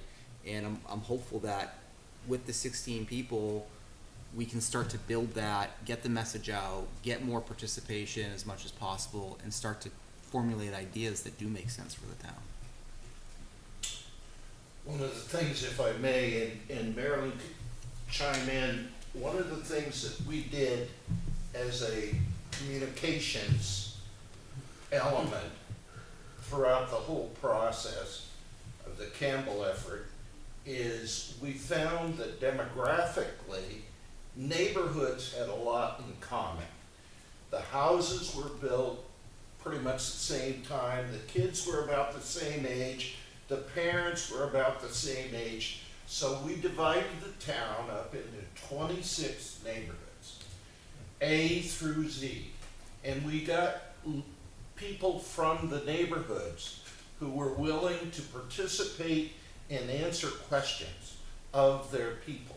So it was a grassroots effort from that standpoint, so that if somebody in the neighborhood might not trust what's happening at a meeting that they can't attend, but their neighbor, they would be more inclined to listen to. And today, things are a little bit different. Social media has to take a big, and we've already seen the negative impact of social media. I think we have to somehow harness the power of social media, because back when we did it, it wasn't an issue. But today it's primary. So, my point is we have to have that local element coming up from the neighborhoods to provide feedback, and from our standpoint, getting word out. Whatever path we decide to go in. And as far as the 16 people, Maryland's on the line. We had 30 plus, correct, Marilyn? Yeah, we did. I mean, there was a whole communication subcommittee, and you know, with its own leadership, and they, you know, they reported back regularly. But yes, you're correct. It was at least 30 people. That included the building inspector, the chairman of the budget committee, the elements of the school board, but they had a minor role, but certainly a lot of people from the selectman's office and so forth. So that's the ingredients that I see in providing a plan that people they know it's their plan. It's not the school board, it's not the administration, it's the people's plan. And whatever solution we come up with, it has to be that. And I like to think of the plan has to be a consensus of the skeptical. So you take the most skeptical people and you build a consensus from that and build a plan around that, and you have something that'll pass. One thing that's actually interesting, when you think about it, is the situation, not that Campbell wasn't a big effort, I don't mean to, I was here when that happened and I voted for it, I'm very proud we have it. I think one of the things that people are struggling with today is the situation's different. If you remember, we either had to build a new school or send our kids off to who knows where. So, Manchester. yeah, I mean, so we had a shotgun situation. I think the difficulty for people now, and we started our discussion on enrollment figures. And the enrollment figures are, we'll call it flat, to maybe trending down a little. And so, while I agree GMS is overcrowded and we need to address the space issue, it's not like we're projecting this growth or having a situation where we are without space entirely almost overnight. So I think that's what's been difficult for people to grasp is and I'm trying to translate from the vote. Griffin's been there for all these years, and everybody's talked about it for all these years. What's gonna change another year from now? Why do I need a new school? And I think that's what we need to kind of focus on, and maybe the message needs to be, this is the elements in Griffin that has to be fixed. We potentially can reallocate and look at other combining classrooms and other, between the three buildings. So I think we need to look at it holistically from all the way from kindergarten, all the way up through Campbell, and look at our space in total and how could they best be utilized. And then back up and say, can Griffin, in any shape, form of restoration, solve some of that? But until you, I think that's really what people have struggled with, is I don't think they've seen that holistic approach. And I'm for one. When I come into it, I'll be honest with you, reimagining GMS to me was simply, I perceived it as a way to justify a new school. I'm gonna be honest with you. Before we take questions in the room, there's questions on the remote as well. Mr. Lessard, I see your hand up. Yeah, I just wanted to comment on that like, the idea of why can't we wait another year for school is because, as we've seen, we've waited 10, 15 years since the last proposal. The price only continues to go up. And you can't keep band-aiding the problems and fixing them a little bit at a time and dragging the school on and on and on.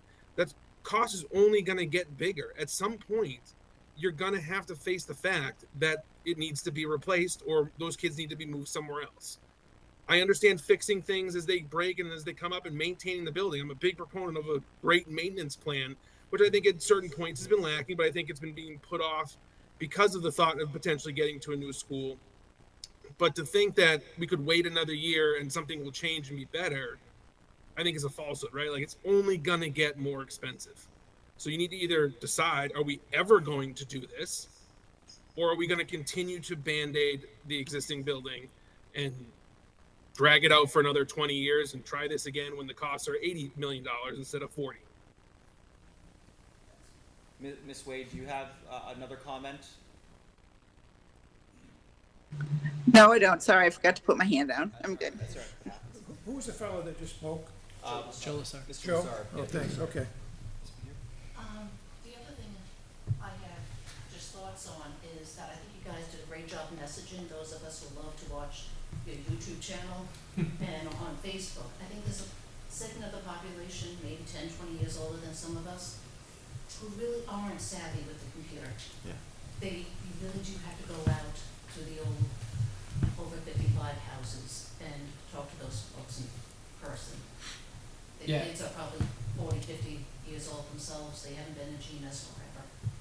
I mean, one thing I think you've all probably noticed going around the room is that almost everyone has touched upon the idea that communication is a challenge and it's key. Yeah. You know, it may seem like we didn't put much effort in communication. It was a ton of effort. It's just not easy. And I think that I look forward to having a committee of people that have different ideas. And I mean, we did stuff like try to go sit on street corners and answer questions, right? Like it's just hard. It's hard. I mean, the easiest thing to do in the town of Litchfield is to go on Litchfield What's Up and just start, but who wants to be that punching bag? Not me. No. Hard I'll pass. Mr. Murray? Yeah, I would agree with him. It's going to cost more in 5 years and then in 10 years, and it's just no one is taking a pay cut, especially in like construction, and it's just always going to cost a lot more money. And I mean, other than what he was saying about the news and getting more people into it, I had to, after I watched the video of town, I had to like go through a lot of different things online that said it was the second most need of funding, because I was really trying to find that article. And I don't remember if I found it on WNUR or what I found that on, but I think you could get more word out or have news stations, and maybe I don't know what it would take other than just shaming people into seeing the problem and how it would affect them. And then there could be people 30 years from now sitting in this room saying, oh, I wish they just built that school instead of all these millions of dollars they put in over this 30-year program to now where you are now. And if you were gonna, when you're getting into newer construction, like if you were to build an addition off of the middle school for the elementary school students, it'd be a lot easier than building an addition off anything like pre-70s or 80s, because you get in all those hazardous chemicals. And when I worked at Electric Grid, that's the entire building, just so you know. Right, yeah. When I worked at Electric Grid, all the PCBs and all the dangerous hazardous chemicals in there, you can't just go bring it to the transfer station. They would ship it to Utah and then put it in a pit there. So because you can't burn it, you can't burn it, and you can't bury it, and maybe you can send it overseas, but that's from that standpoint, that's where all those materials went. There's like a huge pit in Utah and Nevada where it's the open desert and they don't care to just let those things expire. But building it, you're just gonna run into all those problems there. Because you got people that try to structurally, which I've done myself, when you're tying into old hazardous stuff, and then it's the abatement of those materials, and then where you're welding to or drilling to, there's nothing left to it, so then you're just rehabbing all those things. You did one more. Mr. Ruthia? No? Oh. You wanted to say something, Jen? I just wanted to talk for 1 second about saying it doesn't have an educational impact. As a school that's been under construction for my 3-year tenure here, I beg to differ that it doesn't have an instructional impact. I just want to say that if it is a renovation that is in order, Mr. Cutter, your kids have been there and experienced it. It is a disruption to the educational system to And have experiencing it again now. even small sections that are taken offline. It impacts, and that was with older students. I cannot fathom kindergarten through 4th grade or pre-K through 4th grade having the elephant ballet on the roof. And Well, it's a great point, right? And that's partly why I was so supportive of the new school. I mean, it's neither here nor there now because it didn't pass, right? But part of my decision-making process was what is going to be the least disruptive for the students, right? And if I'm doing renovations and updates at one building or 2 buildings while kids are trying to learn, that's a 2-year, maybe more, disruption to their learning while all this is happening around them, right? And evaluating that. Do I need to move kids out? Do I need to bring in more portables, right? All that comes at additional cost. I'd say the other thing that weighs heavily on me is the cost behind all these various options that we're talking about, right? Like I really don't want to continue to spend taxpayer money on options that just aren't viable, that aren't, like we talk about, and one of the things that was out there is, well, what if we ship all of our Campbell kids out to another school, right? Is that a viable option? Some will say, well, because you didn't vet it, I'm not voting for it, right? But I don't see that ever passing the town. I just don't. Right, but if you all feel otherwise, tell me, right? Because that is something that we can evaluate. We can spend time and energy and money on putting some costs and dollars behind that. But guess what? That's really expensive to do too. Well, and part of the thing is helping to educate all of the things that go into that, right? So people think some people think that you could just say to, Hudson, you're taking our kids, and we'll send you a check, and that's not the way it works. And one of the things you have to consider is, which is, I believe is what happened. I wasn't in town at the time, but I believe what happened with Campbell was they said we don't have the capability of taking your kids anymore, which is why we were forced into having to figure something else out. Like there's a lot of uncertainty with those things. Yep, that's it. And so part of our job is going to be making sure people understand all of the factors that go into these things too, because it's not always as clear cut as. But part of the factor, though, for me, is the very clear no vote in March for a new building, right? I don't see how we can go back to the voters next March or whenever it might be and say, hey, we're coming to you with another new building ask, and that new building ask is now $55 million or whatever. I thought we were talking about sending kids. Well, we're talking about multiple things, right? Well, what I'm saying is, if there's still people that are in this room and in this audience that say, hey, new is the only way to go, I don't see how that passes either. Well, the only way, right? if that were to even be on the table next year, that would be because the majority The whole of the people in this consensus, yeah, room that's right, have done the legwork to figure out that really that is the best option, and at that point it's about getting information out. But then it becomes there's a lot more That's work right. to be done on the other options first. I don't think that's. Mr. Peoples. I said that to you, Andrew, offline. I really truly wish that the school board would have brought forward 2 solid proposals. One for a new building, one to renovate the old building, and let the voters decide. I mean, let's face it, the Amherst Street School over in Nashua, it's got a name plaque on it that says 1832, and it's still in use by the National School Board, national schools today, right? I understand it's not a new school, but renovation is an option. It shouldn't be thrown out, especially because if we don't do something down there soon, you're not going to be putting kids in there at all because it's going to be totally unsafe. We've been deferring maintenance. We haven't been doing things that we should be doing to keep that building in tip-top shape because we keep thinking we're going to get a new school. And even if we got a new school passed next year, it would be 3 years before it came online. In one of the, today I was at Stanley Elevator, I was with the president, I still do some consulting over there. He said, we are at the highest all-time ever construction cost, construction material cost, construction labor cost, construction union cost, that exists anywhere, and along with the highest interest rates we've had in a very, very long time, which throws your bond calculations out into oblivion. So I personally want to work, I'm willing to put in the time and effort, but I'd like to work in parallel process, and we're coming up with 2 plans, and maybe this isn't the best plan, but it does keep us in the game with having an elementary school that we can use.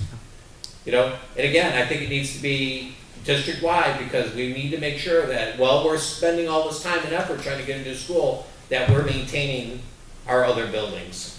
Mr. Lassard? Yeah, I just go back to your comment, Andrew. I think I agree with you that I think we need to present options, and I don't know if there's like an unofficial way to have like a town vote on different options that we can present, but it needs to be looked at like an apples to apples comparison as much as we can. I know they're all different options, but let's say like building a new school, a longevity of the school is 40 years or whatever. What are the costs for sending the high schoolers out of town for the next 40 years, right? We gotta be able to project all of those other costs and put those in front of people as options and say, option 1, new school, lasts this long at this cost. Option 2, same amount of time for shipping the kids out of town, cost this much over that same period, and make sure we account for all the different costs, and then see which one people like the most. I don't know if you do a Google poll or something to see what people like the most and narrow it down to maybe 2 options, like I think someone in the room just said, and put those on a ballot for people to choose from. So the one thing that we do just have to, Where did that come from, the sending kids out of town to school? I think It's there was a like pod, putting where everything else comes from.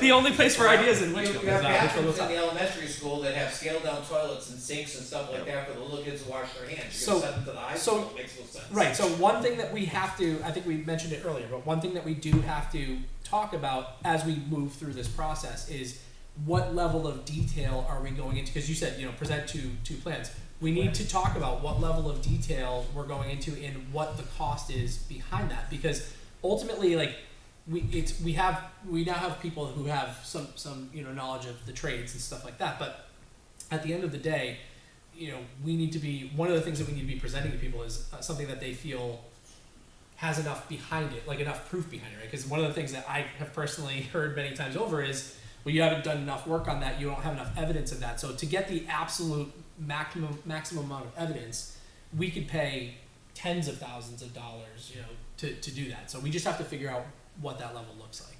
Mr. Mitchell?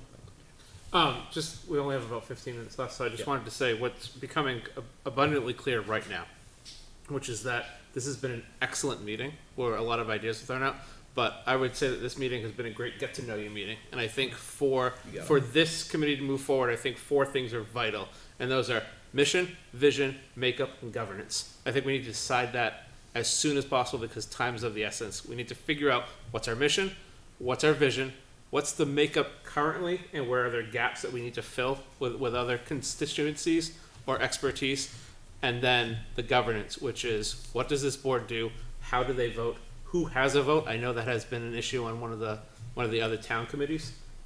Who is voting, how binding is that vote, where does that vote go, like how does it work in conjunction. So I just think of those 4 things I think are vital, and again, time is of the essence. I think it's been great to get to know everyone's feelings and how everything, but there's a clock and I think ticking. that's absolutely the scope of our next meeting, right? Is this is absolutely meant to be the introductory kind of mobilizing type of meeting. Yeah. Where I want to go for our next meeting is absolutely talking about what are those options that we're talking about, and how do we move forward with those options, and how do we mobilize as a group to do that. So aligned definitely to your 4 points. Mr. I would say, back to the labor and the cost, is it's not gonna plateau or even out, it's just gonna keep going up. NPR had a marketplace on the radio Friday about the shortage of welders. most of the guys I work with are 50s, 60s. They're all going to be retiring soon. So when I'm older, people talk about the shortage of people in the trades, maybe even finding people in trades in this town. It's just always, it's going to keep going up until more kids want to join into more trades. I'm usually the youngest guy in my gang of who I'm working with, but there's going to be, it's just going to, the costs are going to keep going up, because I'll just, you know, most people are just going to want more money with the shortage of workers. People aren't going to start taking less money to do more work. Yeah. So. I think that's gonna be part of the problem, is next year, the 44 is gonna be, pick a number. But I think that would be great for the town, so they can see what they missed out on, and Yeah. what they It missed doesn't out on. help. The only problem, It doesn't help. Well, people wanna know. They Compared wanna 22 see- to 44 didn't make They it. wanna see, they wanna see the two options. It's just, you're just shooting yourself in the foot if you just keep waiting. All right, so we have 10 minutes left, and I want to make sure that we sufficiently wrap up. So two things. We wanted to talk about meeting frequency, time of meeting, stuff like that. And then I'd also just like to set some ideas for what we want to achieve for the next meeting. So I know a few people have mentioned that the timing is hard. I do think that we need school participation as well. I understand, Mr. Lascelles, that you think that we don't, but I really do think that it's... Let me just stop you there. I didn't mean to imply we don't need educational participation. We do.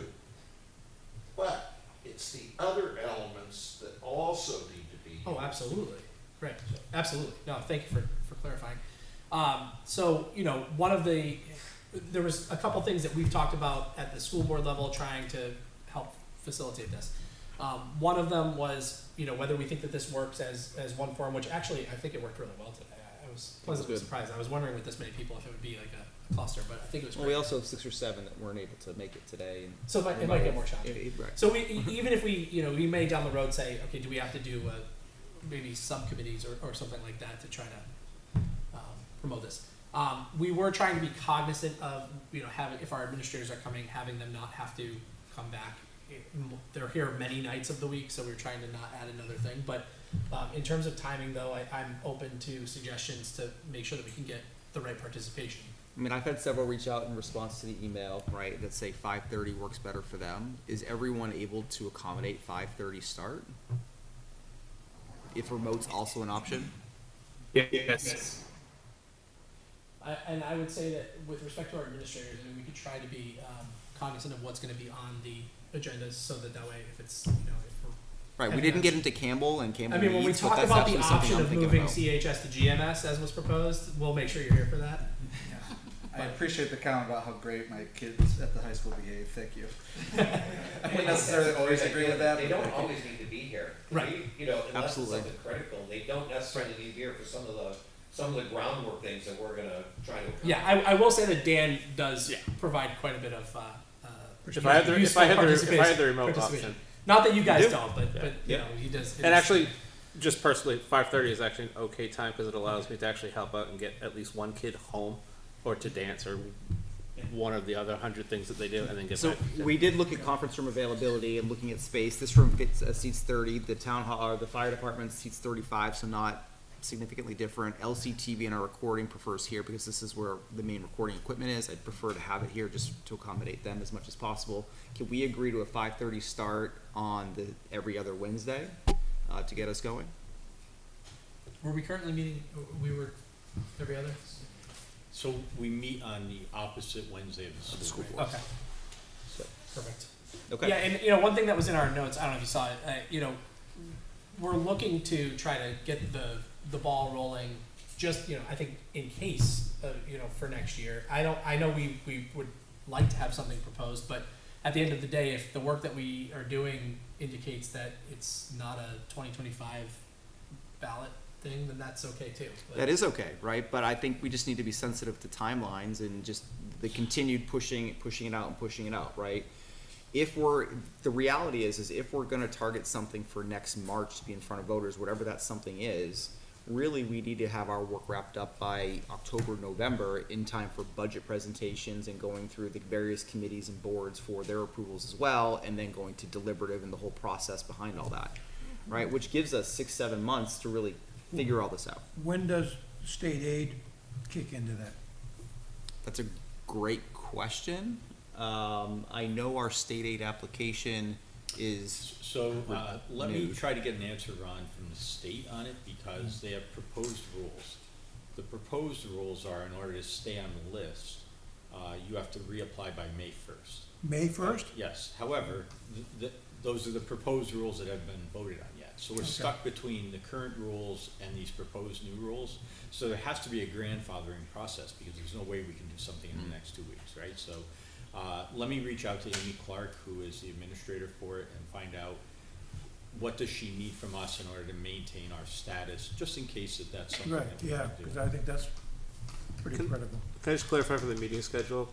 We're talking second and fourth, not every other, because then you get a fifth Second. Wednesday and it messes everything. Yeah, that's Second and that's fourth, correct. yeah, okay. Thank you. The understanding first Wednesday of the month meeting. So then, just to wrap up in the last 5 minutes here, for the next meeting, I think that the point that Dan made was great. I think Mission, that's vision, something that should makeup, absolutely be on our agenda. Yep. And I'm wondering if it might also make sense to dive in, to grab a little bit more of the data that we worked, for the stuff that we worked on in the past to present, just so that I do think it would be useful as people try to, as we start to branch out and try to figure out different options, to give people more information about the things that, the actual data that we have and what might need to be refreshed or. I've spent so many hours looking at previous data. I've spent 50 or 60 hours. You're probably the only one in the room has the level of detail that you do. So it's not as easy as just going and grabbing. You really need to kind of understand what you're trying to find. And you need to then, when you see something, then that corresponds to something else. I would actually highly recommend, if you want to try to, that's the document right there that I'd recommend people reading. That's the summary of everything. It's relatively up to date, it's 2021, has the enrollment projections and everything that was done up until that point, and summary of what it was done.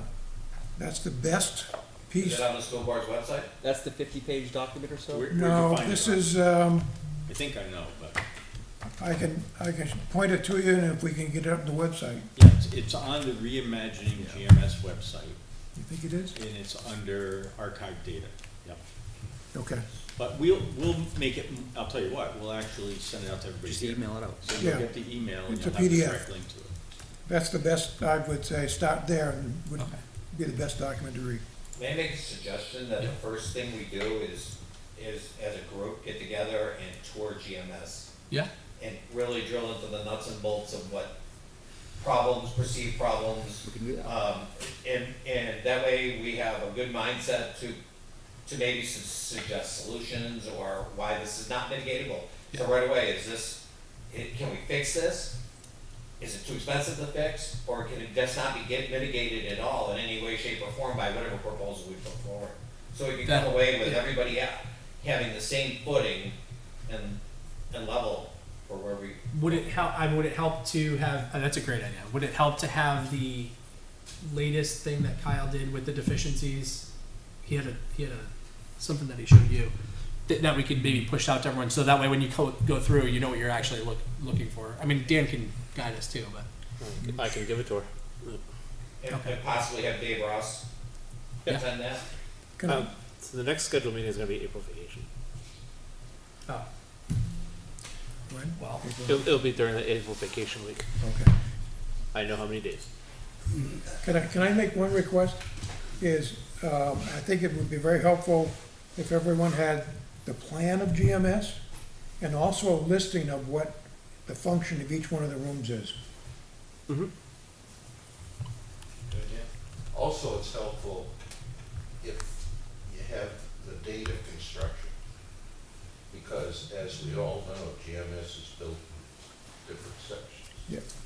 I think Dan could probably tell you by the month what room was built by what date. 1930, 1958, 1963, 1968, 1973, 1978, 1983. Awesome. So let's do this. If the next meeting everyone would like to tour GMS, we can arrange that, right? Well, the next meeting is during. It's during. But that's what I'm saying. If it's a tour, we don't need the conference room for that, right? But So you guys- maybe we can do that off cycle, Yeah.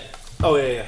right? Maybe we can coordinate and do it off cycle and find a time that will work for most, and then meet again in May back here to continue the Oh, I see. discussion in So conference not room. do the tour on that date. Do it. Correct. I got you. Yeah, that. Correct. Dan, are you away What? the vacation week? I'm not away. So you could do a tour during. I could do a tour during a vacation. I'm flexible, so. Which would be probably better for. Well, I guess. I mean, if we could arrange it so it's one Mr. time. Murray? That proposal about getting the state funding that was due by May, if we did these meetings, is that something that we would vote on, whether we wanted to send a proposal to ask the state for funding, or if by the time we met by the second meeting, we would have already decided? Well, if it's May, because the proposed rules, we don't know if that's a deadline. There's no way we could get in for May 1st. Okay. Not even with miracles. No. No. All right, so we'll be in touch. We're going to coordinate and figure out the right date, time for a GMS tour, and then we'll plan to meet here. What's the date in May? Do you have your calendar? May or? May 8th is the second. We'll plan to meet here May 8th at 5:30 for our next formal meeting that we have. Sound like a plan? Is that right? Yeah. Yeah. Unless I'm looking at the wrong year, but I don't think It's so. May 8th, because the board meets on May 1st. May 1st, yeah, that's There's right. not another one? Don't we This meet- is a school vacation week, so this is the week we're going to target for the walkthrough. Oh, I see. Okay, that's what you're talking Yeah. about. Okay. Okay. All right. That's right, Just, and one other piece, so I want the committee to know, we're working on a plan to come forward to the board with some immediate fixes that need to be made. So given where we are, and it's absolutely true, there have been things we have not done because we've been spending money figuring out a new school. But we now need to double back to, what are life safety things or security things that need to be addressed ASAP.